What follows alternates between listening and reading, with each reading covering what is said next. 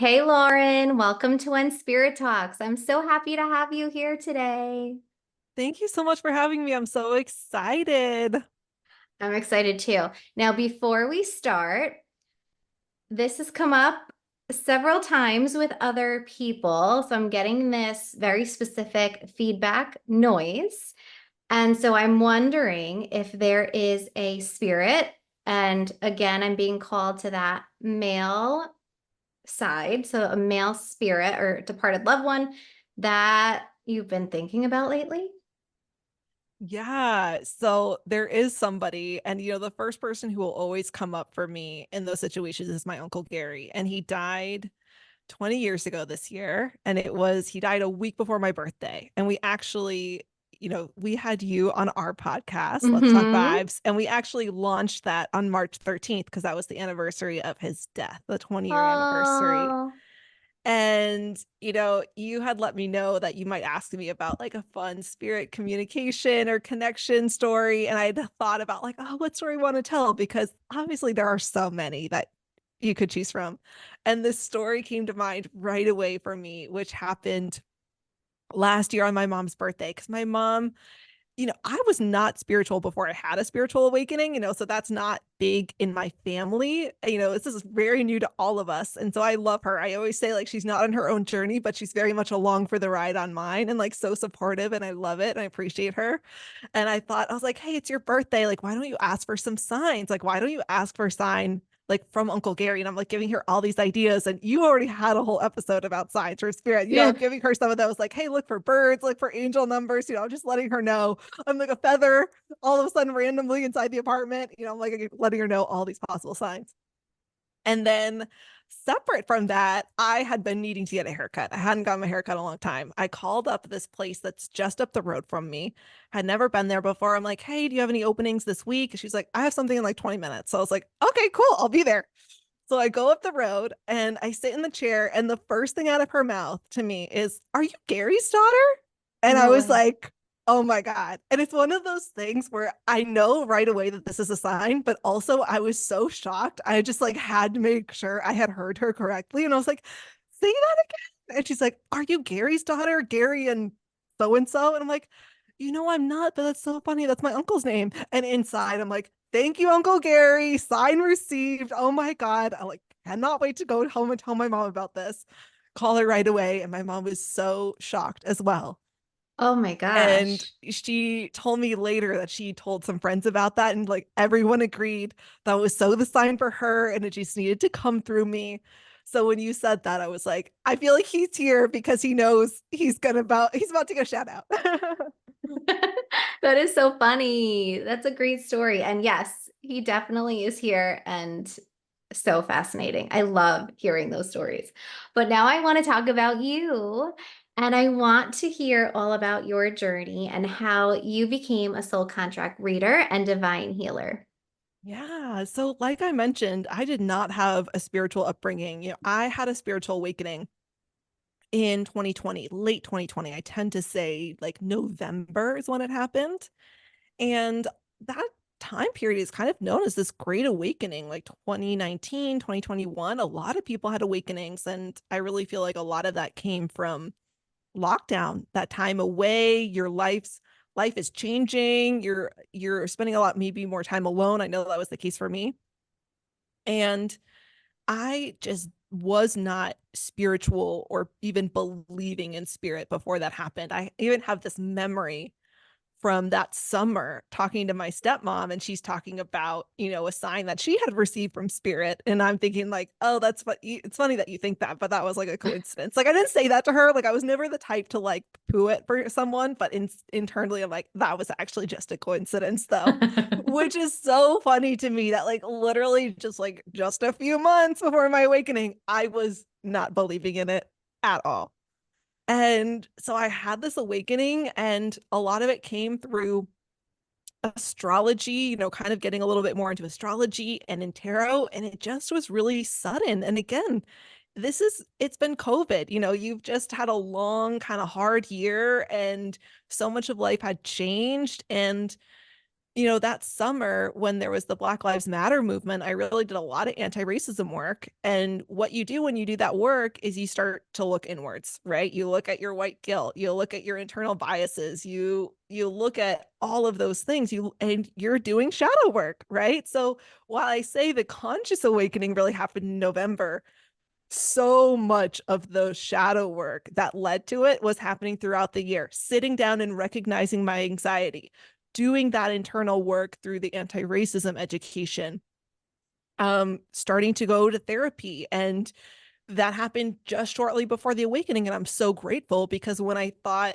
am I going crazy? Like literally insane, because there is mental health issues in my family. I'm like, what is going on here?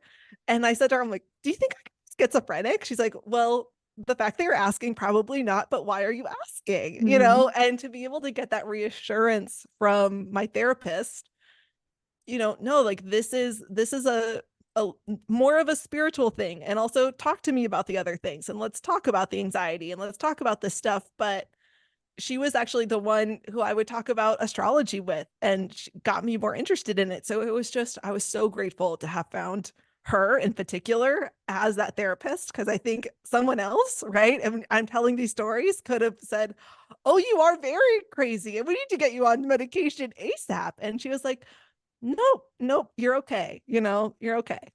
So that was my journey of awakening. Wow.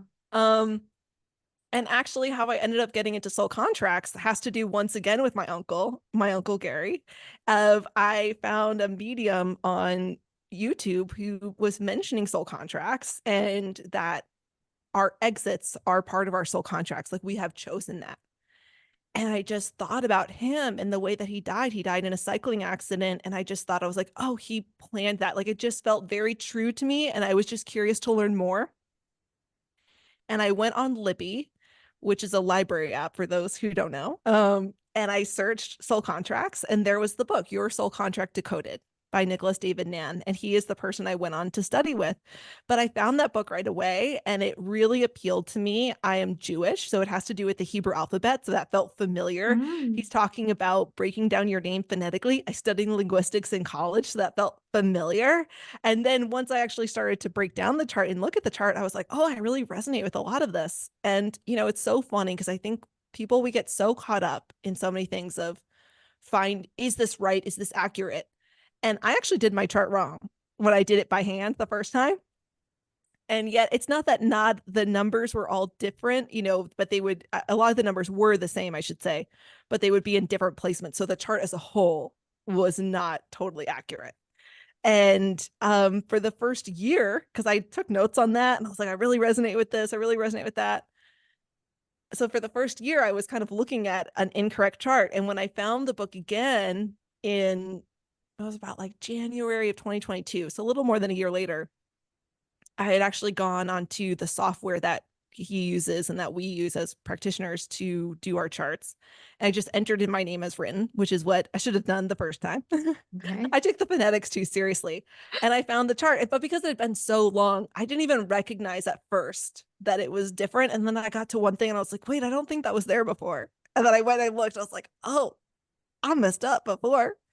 But, I tell this story. I like to do this little tangent on the story because there are parts of my journey now and my dreams for my future that wouldn't have been there if I hadn't seen that incorrect chart.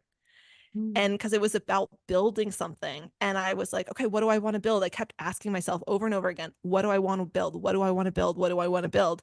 And I wouldn't have been asking myself that question if it hadn't been for the chart the way I did it the first time.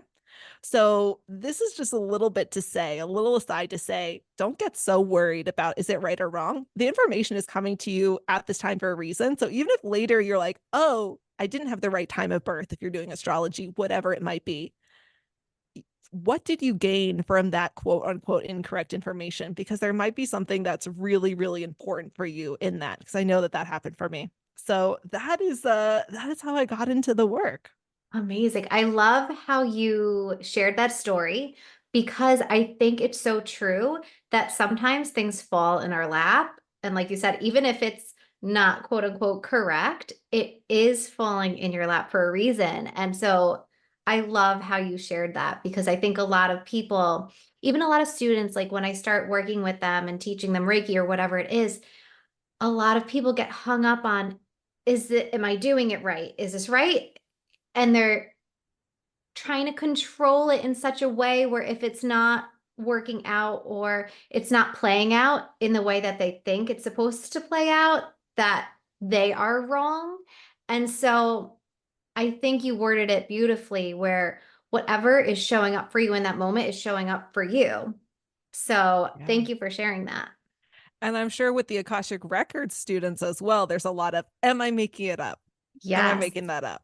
Well, Yeah. it's funny because when you were talking, I was like, I wonder if you ever went into the records to see why that information was presented to you in that way, or like what kind of brought it up. But I think you also answered it yourself, which is beautiful. Exactly. I'm like, I haven't, and I would be curious to hear it because for me, I'm someone who is very claircognizant as my gifts. So I do tend to kind of just know, but sometimes it's nice because I feel like, okay, I do have a knowing, but maybe there's more to the story than I have known, right? There was only so much that I was able to maybe bring through of the answer by myself. So even though a lot of times I feel like, okay, I kind of already know, I still like to ask because it's like, well, here's the piece of the story that I know. What else can you do to add to it? Hmm. What did I not know already?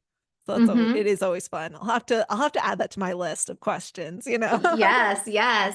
Now, when we're talking about soul contracts, how do soul contracts help to identify blocks and limiting beliefs? Yeah. So it's all in your name, right? So with the soul contract system, what we do is we take your name when you're born. And what we're looking at is the sound frequency of your name because sound is creative. And so your name is really creating your life. And it's not just doing this by accident. The thinking is, and the principle and belief is that you've chosen your name, you've chosen your parents, you've chosen a lot of these basic life circumstances before you incarnated. So you actually telepathically sent typically to your parents, maybe the mother, but I even hear sometimes of like the aunt is the one who kind of brought in that information. It's like, you really need to name your kid this. So it's always fun to ask people like, what's the name? What's the story of how you got your name? Do you know? There can be some fun stories there. But it's so important because again, what we do is we take your name, we convert it into the Hebrew sounds, and then the Hebrew sounds, those letters, and they then equate to a number as well. They carry this energy. And so there are 5 sacred languages, and Hebrew is one of them. And so just having this sound energy within the letters and the numbers. And so we take the letters of your name, we put it around the chart, which looks like a Star of David, 2 triangles, in order to create the actual birth chart.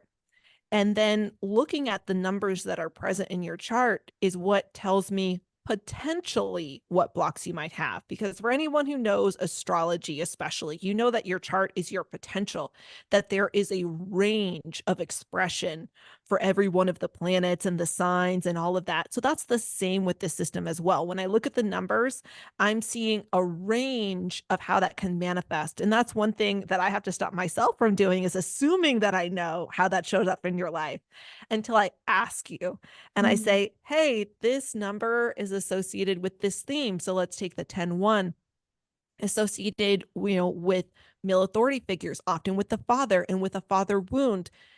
If that's in the physical karma position, that can often mean father abandonment. What's your relationship with your father? Was he present in your life? And sometimes we find people will say, hey, I had a great relationship with my dad. And so that wasn't it at all. Even though that's one of the big potentials, the soul chose that number for another reason and another side of the expression. Or it could be that dad was physically present, but not emotionally present. Or father did leave, he walked away, or maybe he passed away. And it gave this understanding of, oh, as a soul, before I incarnated, I chose to experience that loss of the father. And this is how, within my family and with this other soul, we kind of decided that that would play out is that he was going to die, or that he was going to walk away. And so I've seen for clients how it just is kind of this like sigh and this like breathing out of like, okay, I'm not to blame for that. I knew that that was going to happen. I chose for that to happen. And again, that's not even how it shows up for everybody. There's a whole other end of the expression. And so sometimes I say that again, and people are like, nope, relationship with dad is great. Relationship with male authority figures is great. But that perfectionism that you just mentioned, heck yeah, I have that. So it Yeah. sounds like a puzzle. And it's like you Yeah. have a big picture and then you're trying to see what pieces actually fit.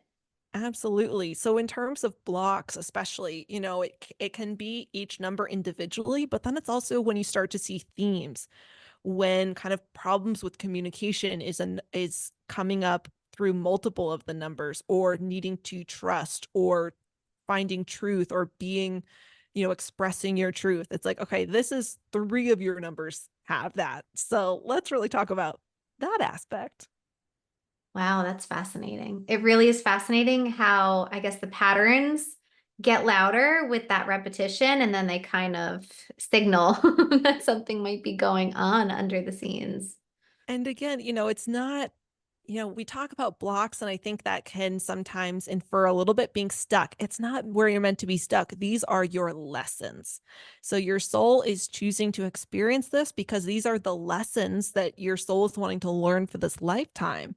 And, it takes having a challenge and an obstacle for a lesson to be learned. I love to think about, that pot of gold at the end of the rainbow. It's like, but you have to navigate, a road, maybe a bit of a tough road to get there. But there is something beautiful waiting for you, and that is the lesson that you learn. Yeah, it's growth. That's how we get Mm-hmm. there. It's the hard Mm-hmm. work, but that Yeah. makes it so much better. And when working with you, what does session look like? So in terms of the soul contract readings, we're gonna start with a birth chart reading most of the time. And that means, again, I'm going to pull up your name that you had at birth on your birth certificate. And sometimes we really do say to people, I'm like, check your birth certificate, because we find that people will be like, oh, there's actually, I've always spelt my name this way, and it's actually not spelt that way on the birth certificate. It's like Michelle with one L instead of two, or something like that. Or people say, oh, but my uncle didn't put the name my parents told him to put, so I've never used that name. It's like, well, it's there for a reason. And you look at it, and even though someone might say, I've never used this name a day in my life, it can be quite accurate. So typically we start with the birth chart, but what we can also look at is other names you've used in your lifetime. And so these are called your overlay names. And so how are they also creating the story of your life, in terms of how are they helping you to navigate the challenges that are in your birth chart? And also, what additional challenges might they be posing to you, those energies? So in a session, again, it's like I'm calculating the chart, I'm doing preparation of sort of writing down what I'm picking up by looking at those numbers. And then it's a conversation in a big way of, hey, this is what this could mean. How much does that resonate? Or have you had this experience? Or, talk to me about the relationship with your dad, right? And just starting to see how that shows up. And also, because it's meant to be a roadmap, I like to think about, if you ever go like really anywhere where there's a map and then it has the "you are here" sticker, the session is meant to be us placing the "you are here" sticker. Where are you? So some of these lessons that you have faced, especially when I have clients who are maybe in their 50s, well, they've been working on that a lot longer than when I have clients who are in their 20s, who might still be really in the midst of some of those struggles, where with people in their 50s, some of them they've really made so much progress at. They're like, oh my God, I mean, yeah, when I was a lot younger, that was a challenge, but that hasn't been challenging me for years. Whereas there's another element of their chart that to that day maybe is still a challenge, or only in the last 10 years did this even start to come up, right? And that's where, especially with name changes, it can get really interesting. The longer that you've lived, maybe people have been married and divorced multiple times. They've had a lot of names in their life. Well, that starts to become a lot more data to look at in terms of creating that overall picture of your life and experience. Interesting. So do you find that, let's say someone, right, is born, they have their birth name, but like you said, then they get married. So you would kind of combine both or potentially getting married sets you on a new path with new numbers, new challenges, new growth experiences, and things like that. Yeah. So, what we like to say is that your birth chart is always your birth chart. And I like to kind of compare it to astrology because people tend to be more familiar with that, but some people still aren't. But for those who are, your birth chart is like your natal chart in astrology. It's never changing because when and where you were born is never going to change. But you can also move, right? So you can have a relocation chart. And some people might be like, oh my God, I didn't even know that was a thing. I'm going to go look that up right now. I didn't know that was a thing at all. That's a thing. If you've ever moved from where you were born, you can do a relocation chart. You can do progress chart, which is to say, hey, these things are still moving, right? So the natal chart in astrology is about capturing that moment in time when you were born. That is the same with your name at birth. It is capturing that name when you're born, but it's also meant to show your soul's intention. I say it's the primary intention. So there's a great analogy that my teacher has, which is that your birth name is the cake. It is cake of the cake, right? But then if you're building like a big fancy wedding cake, you don't just take the baked batter out of the oven and you're like, here. It's like you start to build on layers and you put on icing and fondant, and maybe you have like a jam filling in between your layers of cake, and then there's decorations. Like there is so much more to it. Maybe you infuse it with a simple syrup, right? There's so much more that goes into it. You put nuts in it, you put this in it. So that's where you have your birth name is the baked batter, as I put it, the cake of the cake. And then everything else, those are your overlay names. They're part of it, but that primary intention is the birth name. And just in the same way that I would say, hey, your soul chose that name, we have to remember that time does not exist to spirit. We like to think of it in this very kind of chronological way of like, oh, this happens and then this happens, but spirit really knows all of that's going to happen, and spirit intends for all of that to happen, we would say, the soul does. So a lot of times you bring in a new name because it's going to be a new tool in your tool belt. Your, again, primary intention is working through those lessons of your birth chart. And I like to say that we also have talents in our charts as well, these gifts and abilities. So I like to think of them as tools in a toolbox. And so sometimes when you're born, you have this challenge and you have a really, really beautiful talent, but it's not quite the right tool, right? Like it's not, it's, there's the song Ironic. It's like 10,000 spoons, but all you need is a knife, right? It's not the right tool. It's not that it's not beautiful, but it's not quite the right tool. It's not quite helping you to get what you need to get to. So a name change can actually help to give you the right tool. It's like, here's the knife that you have been asking for here. Or maybe you've been trying to eat soup and you had a knife and that also wasn't getting the job done. It's like, well, here's the spoon you've been asking for. I have this analogy that I love, which is imagine you're going like kind of like a backpacking or into some extreme environment, but you didn't know where you were going to be. And so if you prepared to be on a raft for 3 months and they drop you in the middle of the desert, you might not have the right equipment and vice versa.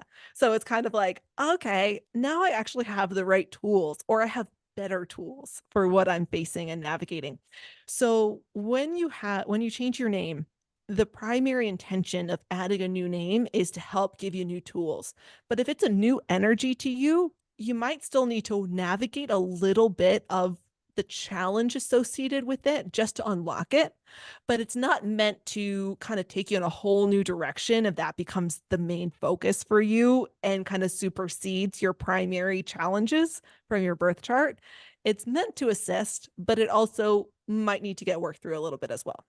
Wow. I think you probably bring so much clarity to your clients because I find it fascinating. And I myself, I know when we speak and you did my chart, like the numbers were just flying out your mouth. And I was like, what does this number mean? But it's like, that's how you think and you know how it all plays out. And it's just so fascinating. So I want to start talking about that spotlight feature that you did for my business name a while back. Can you share how you use soul contracts and numbers to help people find the perfect name for their businesses? this is such a passion of mine. I love this aspect of the work. And so, again, sound is creative. And that really goes beyond names into just any words and phrases. And that includes business names. And so, anybody listening to this podcast obviously believes in energy to some degree. That's why they're listening. And for those who have their own business, think about the energy that you're creating based off your business name. And so what I do is I translate that via the soul contract system, right? I put that into the system and I look at what chart that creates and the energy it creates. And what I can help you do is maybe people have been in business a long time and they're very, very clear on energetically what they want their business to be, right? It's like, this is who I want to work with. This is what I do. This is what I provide. You've been in business in a while. You have clarity on those. Sometimes I might work with clients and they're just starting to launch their business. And it's actually through me asking some of those questions that it gives them the time to reflect and get that clarity. So part of what we need to do is figure out what is your energy profile? That's what I call what the goals are for your business name, to really look at what even is your business and what energy would represent your business really well. What's the energy profile? And then we start looking at names. And I mentioned before, I studied linguistics in college. So this is really fun for me where I get to look at the name linguistically, right? What are the actual words that we're choosing and what vibe do they give? But then also the energetics underneath, according to the soul contract system and the numerology, is that a match?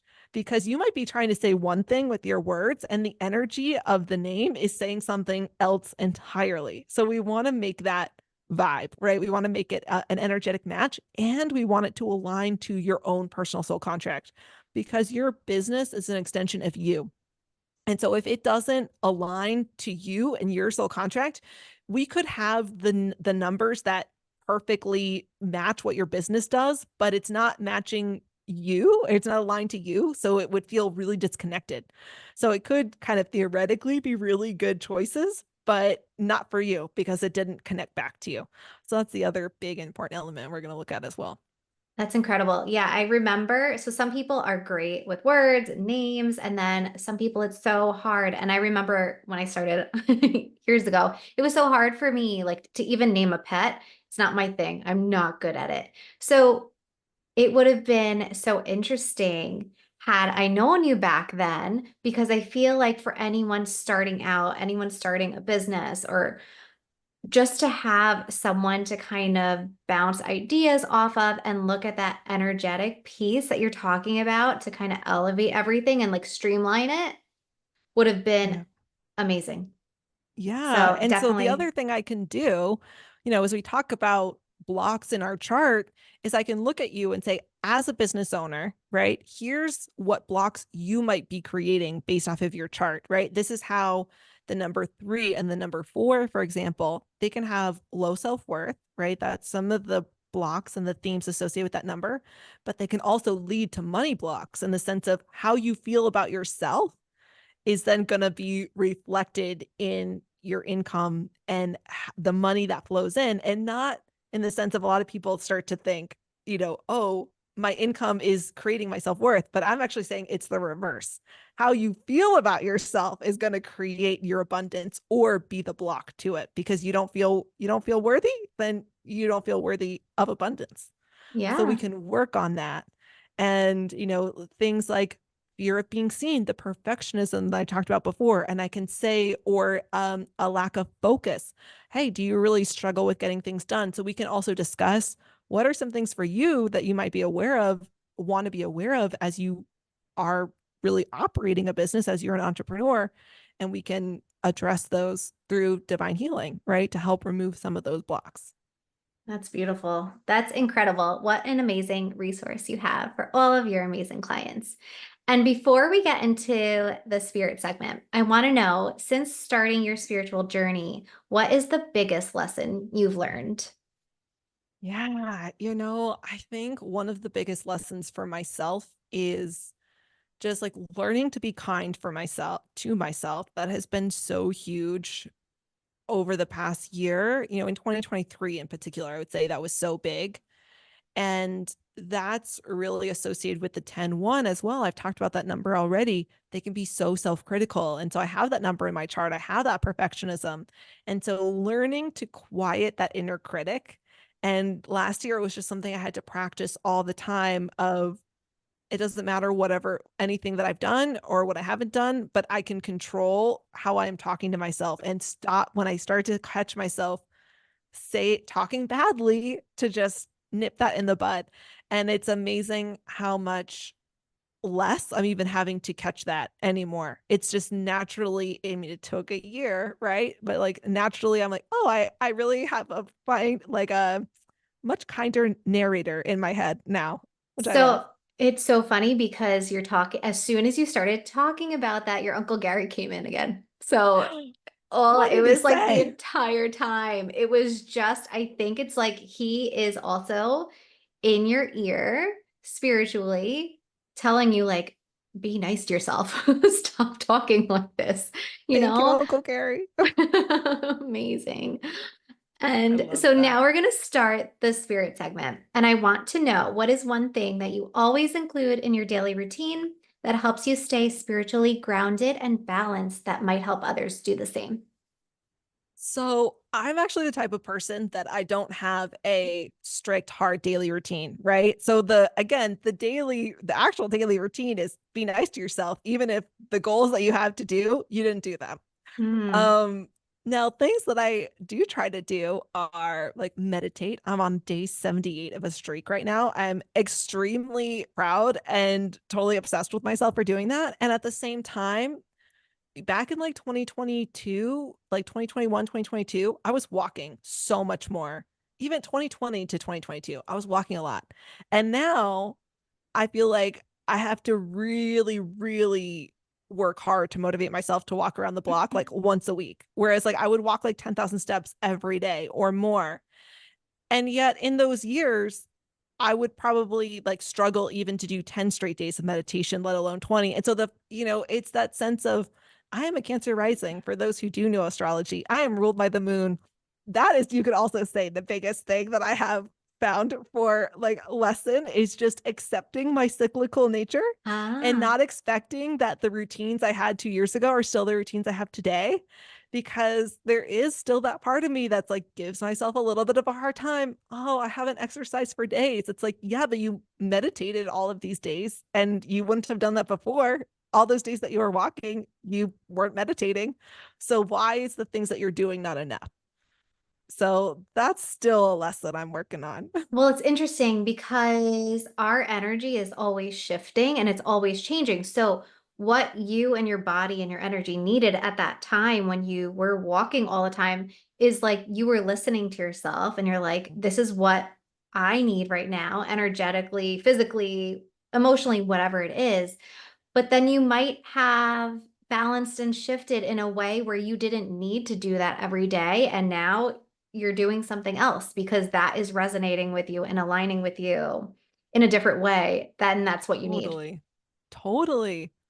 And again, it is that different muscle. Like it just took a really long time for that meditation muscle to build up is a big part of it. And the ability to be present with that quieter mind. And it's not always quiet. I do have thoughts when I meditate. So I also had to redefine meditation for myself in order to get this far.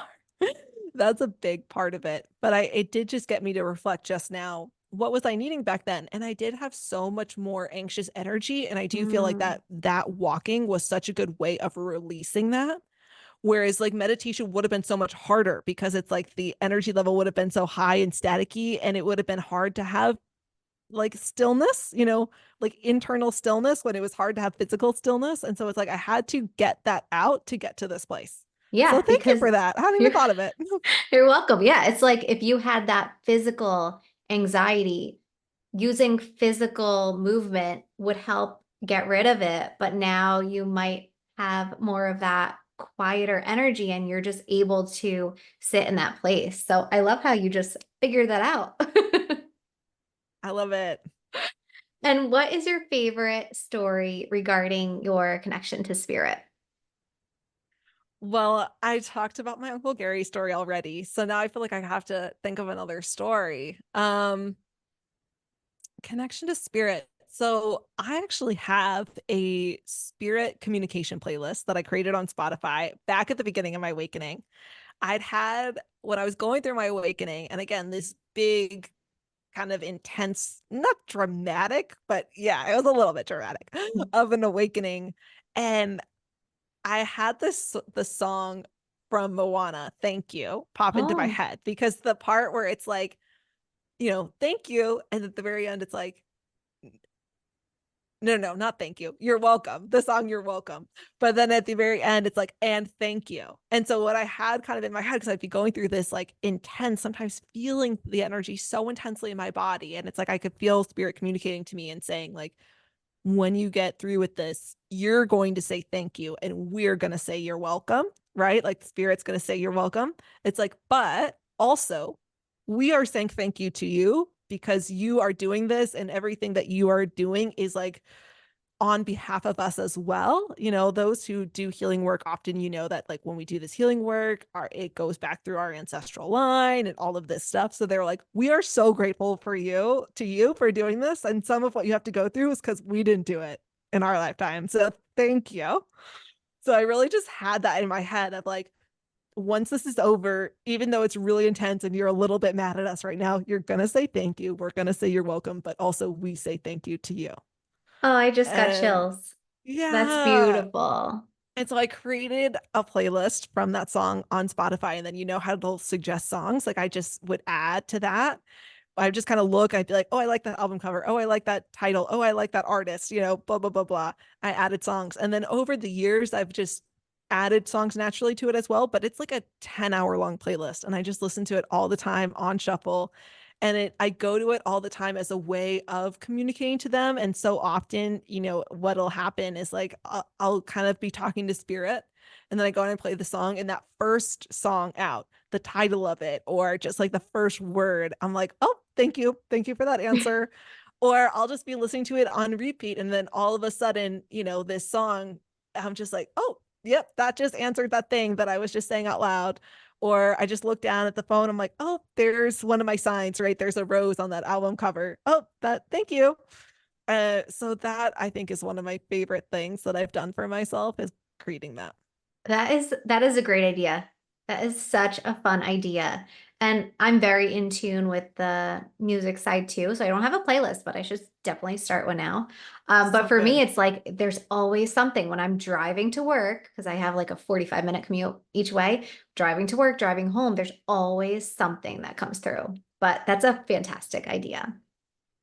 Now, what is one final piece of advice that you have for listeners who are trying to improve their spiritual well-being? I think it's the kindness thing. I think I have to come back to that. I mean, the other lesson that's big for me right now, and so I think that's really big for a lot of people, is rest, Mm. allowing that time for rest. Because I have numbers in my chart which are go, go, go, go, go. And so being able to find rest and really mentally rest, like not feeling guilty. So they're kind of combined because that's where I used to talk bad about myself a lot. It's like I've sat on the couch all week and I'm giving myself such a hard time for it. So it didn't feel all that restful, right? Like my body was rested, but my mind was not. Really, truly allowing yourself to rest, not expecting that in every single moment you're going to be moving forward or have momentum. This mantra came to me at the beginning of my awakening, which is sometimes you have to move backwards to move forwards. And I'm so grateful for that because when those moments have inevitably happened, I haven't questioned or doubted myself, which is something that's so easy to do. And I can doubt myself in a lot of other ways, but not in those moments because that mantra just came to me so strongly, so early. And I find that I share that with people all of the time. Sometimes we have to move backwards to move forwards. And sometimes we need to take a break. We need to stop. So, one of the numbers in my chart, it's the 12-3, and it is always in a rush. It is always wanting to expand, like constantly expanding. And the way I like to paint that picture is like, think about if you're going for a bike ride and you are riding up a steep hill. It's great to have the power to do that. But imagine it was 20 miles of going straight uphill, like a steep hill. You would hate it. hate it. And yet on our journeys, we kind of expect ourselves to do that and give ourselves a hard time when we're not doing that. But just think about on a physical level how exhausting that would be. Like after a mile or maybe two, if you're really talented, you'd be like looking for that plateau. You'd be like, okay, I've gone up and up and up. I can't wait to come down and just coast down this hill. And yet in life, when that happens in our journey, we're like, what do you mean I'm going downhill again? Oh my God, what do you mean I've plateaued? We give ourselves such a hard time. But just think about if you were doing this on a bike ride, you would be so grateful and your body would need a break. So your body needs a break, your mind needs a break. Sometimes you need to prepare and power up for that next hill that's in front of you. So just like allow yourself to take a break, really, really, really rest, body, mind, and spirit, and be kind to yourself while you do it. Oh, amazing. Yeah, I always like to say there's power in the pause, but Yes. the visual that you just said, like just picturing that, it makes so much sense because I know I don't think of it that way, but when you like lay it out like that, it makes sense. Sometimes we just need to stop, especially like we're a lot of women, it's go, go, go. We're always doing, and we never give ourselves that time. So, yeah, that was a great visual.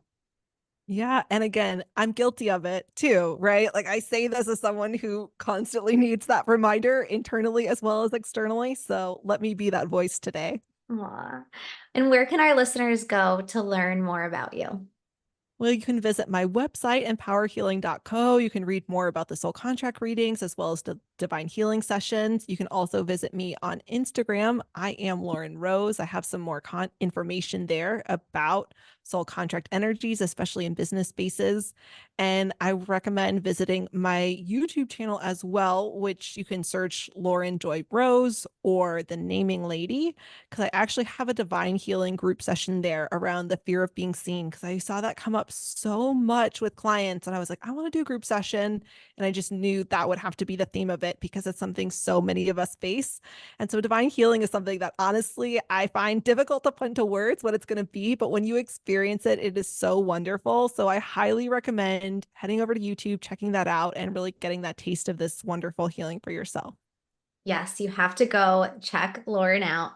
But now, Lauren, before we go, I pulled a card for you. And I'm doing it for each podcast guest. So it's representing you, but then there's also a message at the end for everyone else. And it's so funny because I pulled it, and as you're talking during this recording, I'm like, oh, cha-ching, everything makes sense. I So love you it. got the Queen of Oh my Swords. God.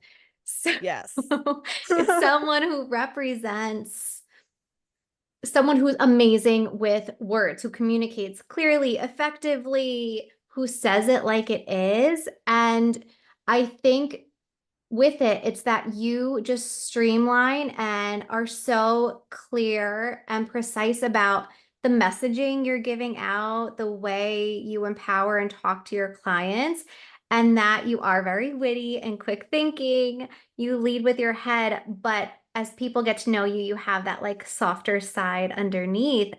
But as you were talking about linguistics, analogies, I was like, oh, this is it. This is her. I love that. I definitely have her come up in my card readings and actually had a spread recently, and it had the center card is sort of like what is the main focus right now, and that was eight of swords reversed, right, Mhm. which felt really big for me because I tended to I've had that come up so much in the past. I love that it was reversed this time. It's kind of like you have worked through a lot of that. And one of the cards that it was like embrace more of this um was the King of Swords, right? It was like bringing in that energy. So I was like, yes, Yeah, so it's like as if now that you say that, it's like you are now the Mother of Swords, but you're going to continue progressing and get that King of Swords energy. love it. Love it. And the message for everyone else who's listening is right now to focus on thinking through a situation logically. So try to keep any high tension emotions out of the scenario so that you can see it a bit clearer. And once you do that, that perspective will give you a lot more of those clear, precise insights. And it's also a reminder to set some boundaries. So Important. important. So, Lauren, thank you so much for coming on and sharing all of your amazing stories and talents and advice. I appreciate you being here. Thank you so much. And thanks for letting me know Uncle Gary was here too. That was a special surprise.